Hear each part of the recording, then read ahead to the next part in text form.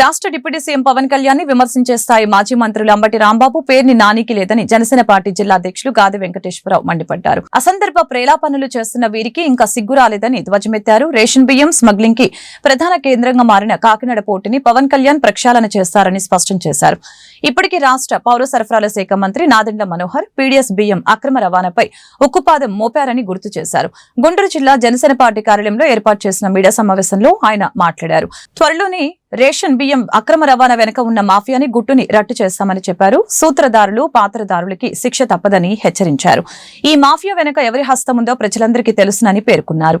ఈ కార్యక్రమంలో జనసేన పార్టీ జిల్లా ఉపాధ్యక్షులు అడప మాణిక్యాలరావు, జిల్లా ప్రచార కమిటీ కోఆర్డినేటర్ శిఖా బాలు, జిల్లా కార్యదర్శి చట్టాల త్రినాథ్, జనసేన నాయకులు మధులాల్, ఎడ్ల వెంకటేశ్వరరావు, డొంకెన మురళి, గోపిశెట్టి సాయి పాల్గొన్నారు.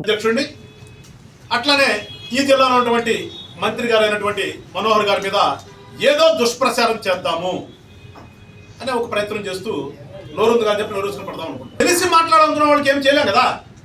దానితోడు పాపం గుండెల మీద జగన్మోహన్ రెడ్డి గారు బొమ్మ కూడా పెట్టుకుంటున్నాడు ఈ మధ్యన.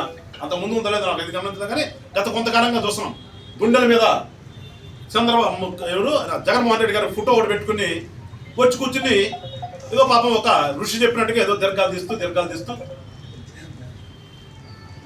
కానీ తెలుసుకోవాల్సింది ఏంటి రాంబాబు గారు, మేము ఏది కూడా ఇవాళ మీ మీద కోపంతోనో మీ మీద వ్యక్తిగతంగానో మీకులాగా మేము చేయట్లా.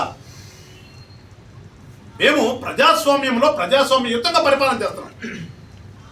మీరు భుజాలు తడకుండా మేమేం చేస్తాం? ఎందుకంటే మీరు చేసినటువంటి పాపాలు కానీ మీరు చేసినటువంటి దుర్మార్గాలు అన్నీ కూడా వస్తున్నాయి. ఒక్కోదానికి పరిగెత్తుకుంటూ వస్తున్నాయి.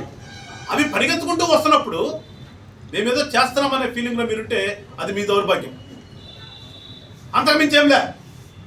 మీరేదో పవన్ కళ్యాణ్ గారిని క్రిటిసైజ్ చేయాలి, మనోహర్ గారిని క్రిటిసైజ్ చేయాలనుకుంటే ఏదో చెప్తారు కదా, ఆకాశం మూస్తే ఆడబడితో అదే సంధాన అన్ని మీకే తిరిగి వస్తాయి, ఎక్కడికి పో. ఇవాళ కాకినాడ పోర్టుని మీరు లాగేసుకున్నదే అబద్ధమా? అదే మేమేం చెప్పలేదు కదా.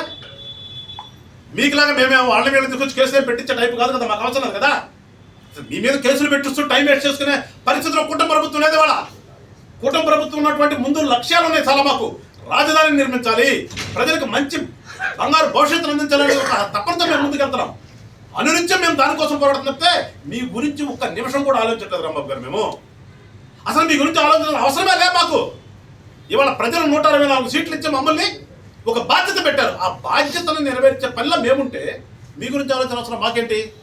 కాకపోతే మీరు చేసినటువంటి పాపాలని అన్నీ కూడా వాళ్ళ పోలీస్ స్టేషన్ రిపోర్ట్లు వస్తున్నాయి. వస్తున్నప్పుడు ప్రభుత్వం కానీ చట్టం కానీ తన పని తను చేసి తప్పదు. మీరే చెప్పారు కదా ముందు, చట్టం తన పని తనని అదే చేస్తుంది వాళ్ళు కూడా.